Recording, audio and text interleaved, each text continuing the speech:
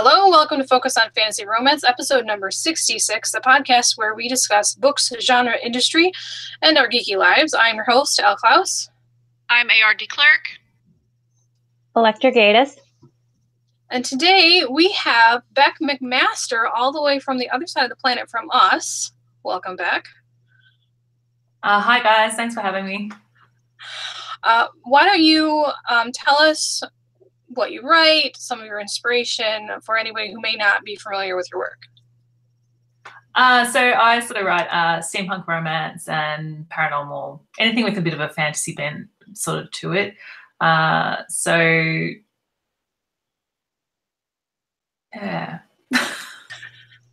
How did you get into writing steampunk? Because paranormal is like a giant genre, paranormal romance, and then a lot of people don't realize that within that is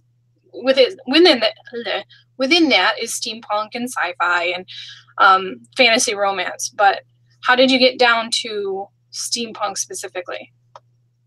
I've sort of always had an interest in it. Like there's a few sort of movies like Wild Wild West, and especially at the time that I was writing my steampunk series, the Robert Downey Jr. sort of Sherlock Holmes was coming out, which is like a little bit steampunk light. So yeah, the Sherlock Holmes sort of really sort of inspired me to create this fictional world in like a steampunk London, basically, with mystery, vampires, and yeah, a bit of thrilling action there. Yeah, for me, what got me into steampunk was actually a video game series called Final Fantasy. The 6th installment was, well, I didn't realize it, but it was steampunk. And magic. They had like big metal steam-powered things and magic. I'm like, this is awesome. I want to write this. What is it? And it took me years to figure out it's steampunk with magic. So very excited to hear that steampunk is a thing and steampunk romance is a thing and that there's other people that write in it. I'm like, not this weirdo. Well, I am a weirdo, but I'm not a weirdo by myself. So your bio says from Amazon that you grew up watching 80s movies. So did I. And you said some of my favorites, you said you liked Lady Hawk, Labyrinth, and The Princess Bride. Some of my other favorites were The Dark Crystal, also Jim Henson, and Legend with Tom Cruise. So what was it about The Labyrinth specifically that drew you in? What was the thing that you loved about that movie? For me, it's just I have this fascination with dark heroes, and like even as a kid, like, you know, the Goblin King, like it's sort of this sidestep into this complete other world, and visually it's so stunning. Like I love when like you can totally imagine this other world and you can see it, and it's just so different from what we're going like through in our normal lives. So yeah, I love the Goblin King basically. Yeah. I think everybody that's watched that movie has had a crush on the Goblin King. And I remember as a child, there was a lot of discussion about his codpiece. But also the music in that movie, I really loved it. And I think I have the soundtrack on CD somewhere. So yeah, I love the immersion. Like you can watch that movie and totally forget where you are. And you can be somewhere else, be someone else. But you said that you really like dark heroes. Are there any other dark heroes besides the Goblin King that you tend to use as inspiration for your books? Oh, you're putting me on the spot now. Yeah. I'm having a mental blank here. 80s fantasy, I'm sort of struggling to come up with. For example, I'm just going by what's sort of popping into mind lately. Black Panther, I loved Eric Killmonger. Like, that was a really fascinating character arc for me. So, like, yeah, a bit of swagger, sort of like, you know, he's got a purpose, but like it's sort of like not quite going the right way. So you could totally see where he could have been redeemable in other sort of aspects of it. So that's just a recent one. Again, loving the Kylo Ren in like the latest Star Wars and that, like interesting to sort of see how that arc's evolving. So yeah. So that's where I jump in because when we were reading over your answers to our questions, and one of the things you said was your Reylo obsession, because I'm not much of a Star Wars fan, but we had watched The Last Jedi, and at the end, my husband said, "What's the matter with you?" And I said, "I'm so disappointed." And he said, "Why are you disappointed?" And I said, "I wanted him to be good-ish. Not good, but better, not bad." And I said, "I really wanted to see that." But I also understand why it was left, so that we could follow the progression, the story arc, the character change. But that, I will say, is also my favorite character trope, is the villain redeemed, the dark hero, the gray character. It's like my favorite. Yeah, like Khan from the new Star Trek, which is Benedict Cumberbatch. Sherlock Holmes, like if you do the Benedict Cumberbatch Sherlock Holmes, like he's not typically a good guy. He's a high functioning sociopath. I mean, he's very clear about that. But those are my favorite characters too. So the other thing, I was going to fangirl a little bit, because when I first started reading Steampunk, the London Steam series was one of the first steampunk romance series that I ever picked up. And I fell in love with steampunk. And I read the whole thing, and I read the Parasol Protectorate by Gail Carriger, which is also steampunk romance. And I was like, oh my God, I have to write this. Oh, yeah, she mentioned Vin Diesel, and Chronicles of Riddick is another one. I'm going to let Electra go into that one, but he's a hero who could totally be redeemed. But anyway, so yeah, I was fangirling a little bit when they said you were coming on, because I said, oh, that's one of my favorite steampunk romance authors. But it is a really niche genre. I've written some steampunk romance. I know Elle has, but I don't really know that many other people who are into steampunk romance as much. But what is it about the combination of steampunk and romance that gets you? Is it the science in the romance? Is it you can do anything you want? Is the alternative history that makes it exciting?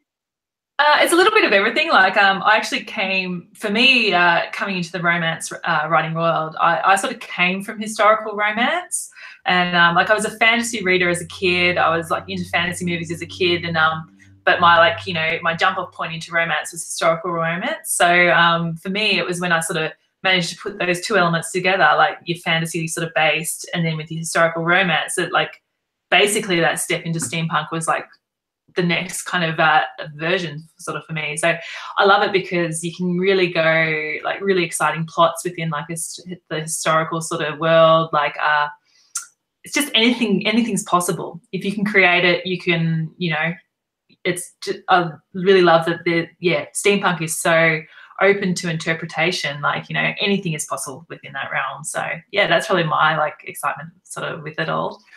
Do you start with world building, or do you start with your characters? I am a horrible pantser, so like for me, it's often I just dive straight in, kind of thing. Often it's a scene, or there's like a character's kind of like will come at me, and then like it just kind of explodes out of my head, like it's been sitting there, and it just requires that little key to unlock it, and then all of a sudden you've got this world just coming out of you. So. Yeah. Might be my sister from another mister. I'm just going to put that out there. Because that's exactly the same way that I write. So yes, pantsers unite, 100%. The other thing, so when we talked about, I've recently had to admit to this on social media, but I'm a giant shipper. So I like ship every character group you can possibly imagine on every show that I watch. In music videos and commercials, I'm like, these two characters should be together. This should be a love story. This should be a romance. Do you find that it's difficult if you wanted to step aside and say, write a strictly science fiction or write a strictly steampunk with no romance? Would it be difficult for you to lose the romance subplot? 100%, yeah. I'd get bored, and I think like for me, yeah, I'm totally like you. Like you're always sort of trying to put characters together, or you're like, come on, I like want that little bit more, and so I don't know that I could write straight sci-fi or straight fantasy without kind of that character interaction. Like two people, you're trying to put them together, and there's that conflict. It's just intriguing. So yeah. Well, and especially for if you're going to do like a villain redeemed or a character redeemed story arc, I always think that redemption through love is like it just gives me the warm fuzzies. Like, that's my favorite storyline to read, because I think that it gives people hope, and that there is good in the world. There's love. You can fall in love. You can be loved. So all those things really excite me about writing romance. But the other thing I want to talk about is, you had said something about Jaime Lannister. Yeah, so he's another character who is typically a darker, grim character. Do you see redemption in him? 100%, yeah. Like, I've been waiting to sort of see where that character's going with it, and like I love watching the step through the series. Like, I was actually procrastinating really badly about a month ago, so I got on YouTube and watched all of his and Brienne's scenes, like from the start of Game of Thrones right the way through. So yeah, I definitely think there's redemption coming there, and especially where it was sort of left at the end of the last season. I'm really keen to see what the last season holds. Absolutely. All right. So I'm next, and I am not as much of a TV person as everybody else. So when you guys talk about the origins and she means nerd. Just say yeah. it. Nerd. You can say nerd. It's okay. I'm just not into TV as much as everybody else. But one of the things that in our pre-questionnaire that we had given you, one of the things that you had stated is that the era in which you are probably more fascinated with or would love to go back in time and experience was the early 1900s in Egypt. And you had talked about Howard Carter. If most people who don't know, and if you're not like a history buff, Howard Carter was the archaeologist who uncovered King Tut's tomb. So, but I was wondering, because I'm very much a mythology person. I love Greek mythology. I love Egyptian mythology, Norse mythology. I mean, anything. Like, I'm Native American. I'm all about it. And folklore. But what is the one thing out of Howard Carter's discovery with King Tut's tomb that you just find fascinating? I think it sort of really pushed, like before then, they kind of hadn't really discovered like much about, so it was sort of like a major step kind of thing sort of for it. And for like sort of a major step inside of Egyptian archaeology, and just like learning all about the pharaoh and sort of his life and where that comes from.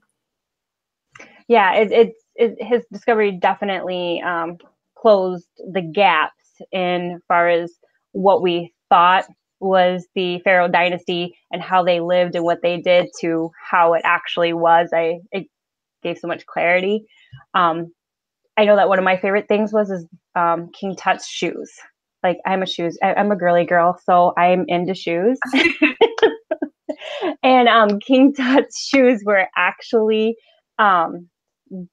different than all the other pharaohs that they ever found. And I just thought it was kind of interesting because he was actually a peg toe where his feet were actually in. So he had these special shoes. But that was like I was like, wow, those are cool shoes. Oh, that's really cool. I didn't know that. Yeah.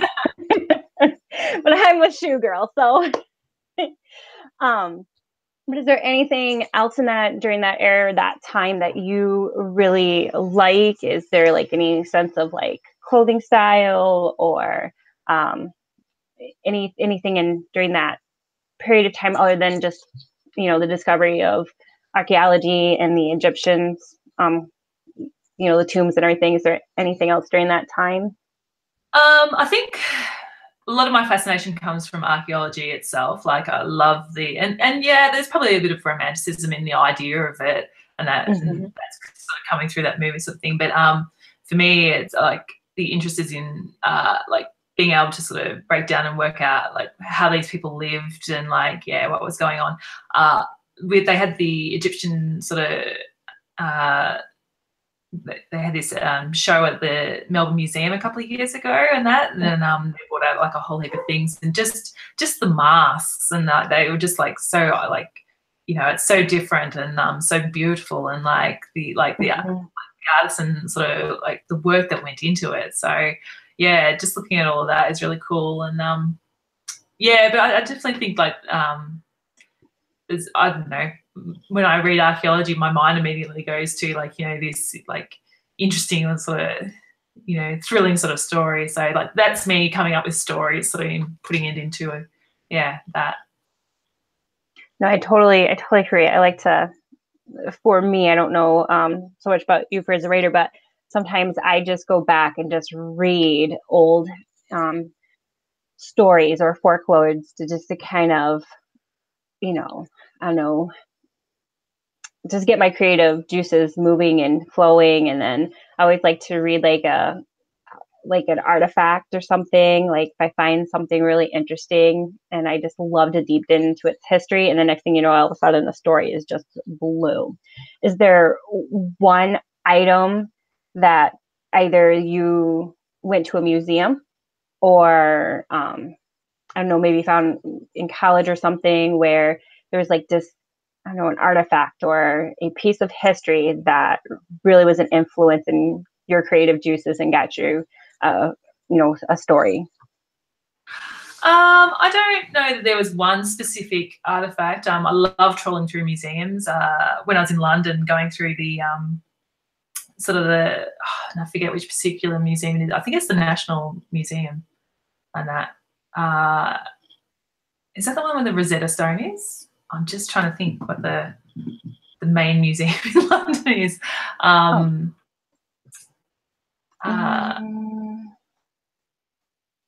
that was I just know that this museum was enormous. I can't remember exactly which one it was called, and that and it was just full of so many like artifacts sort of going back into that era, and that was it the Natural History Museum, or it could have been Rosetta Stone? That was I'm just trying to think. It wasn't the Natural History Museum because that was over in another section of London, and that, which is right next to the Victorian Albert, so that's pretty cool. Yeah.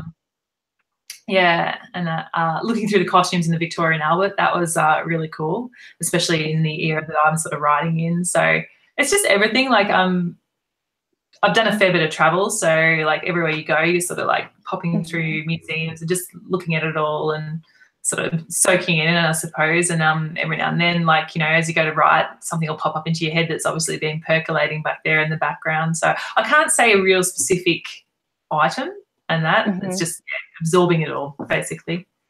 So, you know, I've been there too.